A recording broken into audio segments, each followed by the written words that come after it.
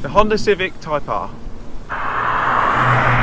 It's hard to believe that next year in 2020, this iconic car has been with us for 20 years in the UK.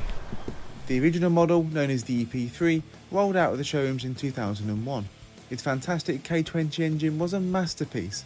Its ability to rev beyond 8,000 RPM, and of course the VTEC valve timing system, catapulting you back in your seat when you hit that magical 6,400 RPM.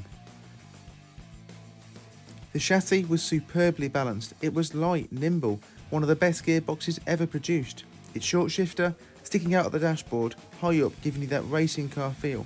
Even air conditioning was an option, but there was nothing to distract you from the joy of driving.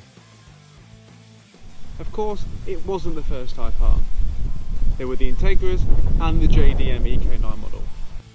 These cars were famously aggressive and raw. They were all about driving and to hell with the rest of it.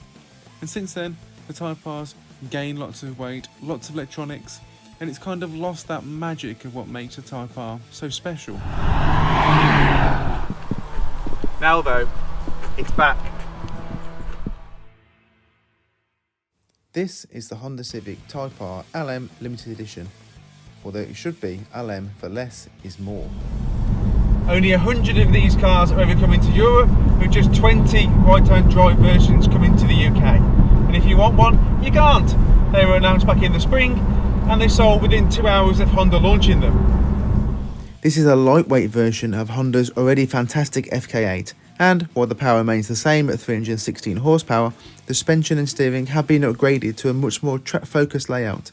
It has forged BBS alloy wheels, no radio and no air conditioning, not even get any sound deadening behind the bulkhead. All the plastic trims on the side of the engine bay, not even any sound deadening behind the headlining. And these forged BBS alloy wheels with Michelin Pilot Cup 2 tyres are reportedly £7,000 a set.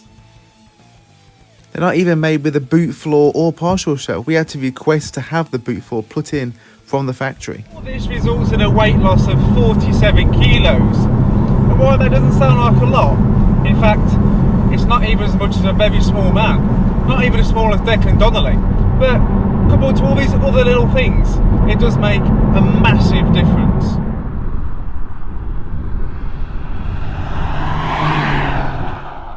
And when, in this day and age, 316 horsepower in a hot hatch doesn't sound like a lot, we have to remember, unlike its rivals from Ford, VW and Audi, the Type R is still front-wheel drive.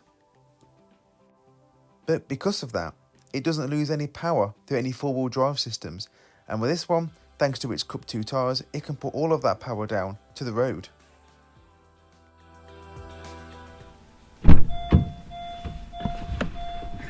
Inside this LM Type R cockpit, it's pretty much business as usual. There are, however, a few differences that immediately catch your eye. The lack of touchscreen replaced by this blanking plate, adding to the weight saving. No air conditioning.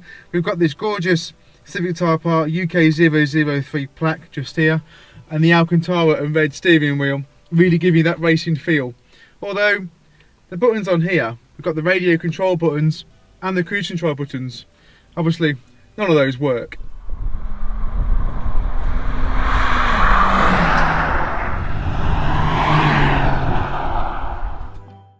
To prove just how fast the LM really is, Honda took it to Suzuka and smashed the lap record for a front-wheel drive production car. It feels poised, it feels balanced, it's beautifully responsive.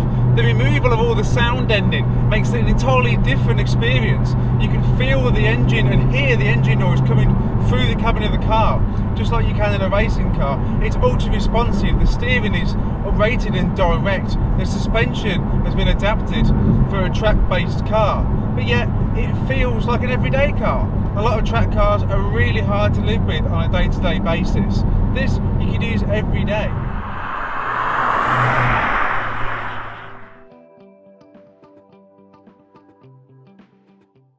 It's a clever car too, this. It's not just a stripped out track car. Honda still give you the ability to change between sport, comfort and race modes, which in turns mean you can use this car on every road surface without it breaking your spleen every time you hit a cat's eye. The seats are still super comfortable And one of the best features, Honda still maintains its rev matching system. So on the down changes, the car holds the revs up, thus doing a heel and toe gear change, which you can do whilst wearing your flip-flops.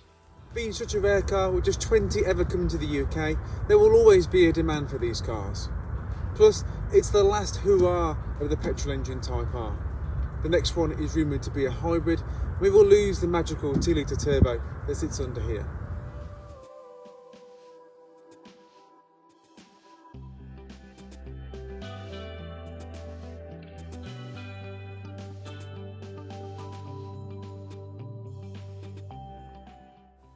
All of the LMs will finish in sunlight yellow, which actually is the same paint code as Honda used on the old Civic Jordan back in the 90s, which was Phoenix yellow. Some are saying it's too vulgar and in your face. I mean, oh come on, the Type R is hardly inconspicuous at the best of times. It's like Lady Gaga's dress being made of dead chickens rather than beefsteaks. Whichever way, it's still going to get you noticed. Where we're going to be in a few years' time, who knows? But today, here and now, I believe this is the greatest hot hatch of them all.